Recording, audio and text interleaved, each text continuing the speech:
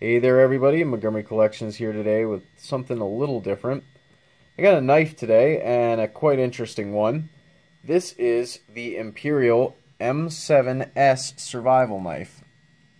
Now, I picked it up on eBay for a pretty decent price. I know when these came out, they weren't, well, they didn't go for a whole lot, and they probably shouldn't, but I think they're getting more scarce to find, because I had never seen one before. Like I said, saw it on eBay, looked around, got a little bit of information on it. The information that there is on the internet is all on forums, I guess from just hearsay, various people telling various people other stuff. But I did manage to find a picture of the original box that it came in with, the original scabbard. I'm going to say that this is definitely not the original scabbard that it came with. This is a basic M8A1 scabbard. These were often issued with the bayonets that were, kind of like this, M7, M5, M5A1, etc. So just let's get into it here. So there's a reason that this looks exactly like an M7 bayonet. You can see right here it's made by Imperial. There's the Tang stamp. That's something a little bit unusual. However, there's a good reason for that. So, as a lot of you probably know, Imperial made they made a lot of bayonets and knives. They were a pretty big company for a while there. They made the US M3 trench knives. They made the M4 bayonet slash knife. They made the M5, M5A1, M6, and M7 bayonets. Out of all the various contractors that made those, Imperial made them as well. They were probably most well off in the 1970s, I think. Probably during Vietnam.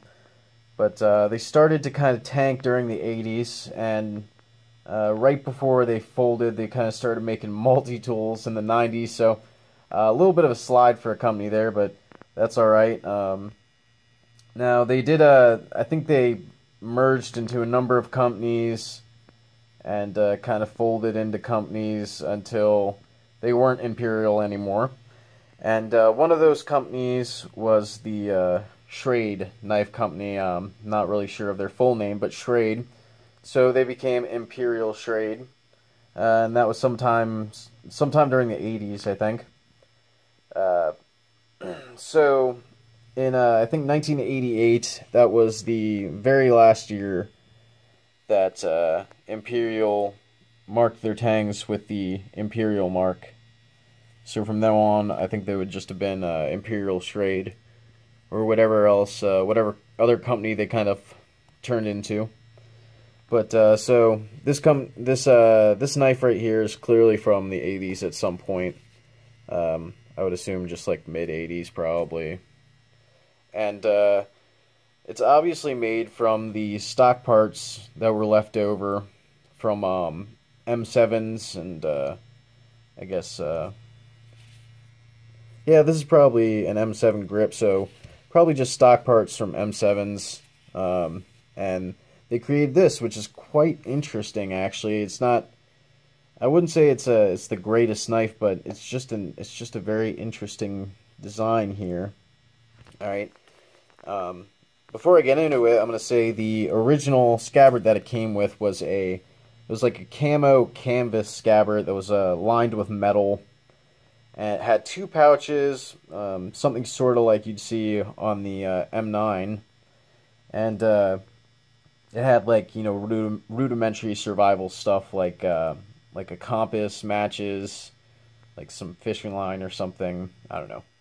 But the one that I ordered, came with this M8A1, and a lot of the ones that you see for sale probably have the that black, what's it called? I guess I think it's called like an M10 or something. I can't remember what it's called, but they have that black sheath, or this M8A1 sheath sometimes.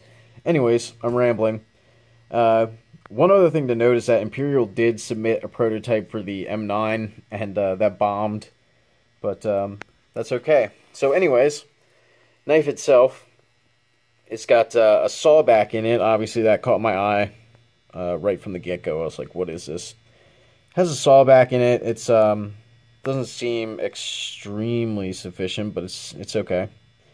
And actually, up at the tip here, it has these very slight teeth. It's kind of odd. I don't know what that is, but yeah. So it looks like almost like a ridges on the top here, like it was like a file or something. But I'm not sure. It kind of runs all the way down. Could be machining marks. So the crossguard, interestingly enough, they turned into screwdrivers. So you can see this one's a flathead, and this one is a Phillips. I don't know how easy it would be to turn this whole thing, but... And then the hilt here, they made a little piece and they attached it. That could be used as a hammering piece. And then it's got the hammer claw to pull up nails. And it's even got a little step there so that it rolls a little bit easier. So you can hammer with it, or you can pull up nails. Interesting idea. Don't really know how practical it is, but pretty interesting. So that is the Imperial M7S survival knife. Thanks for watching, guys.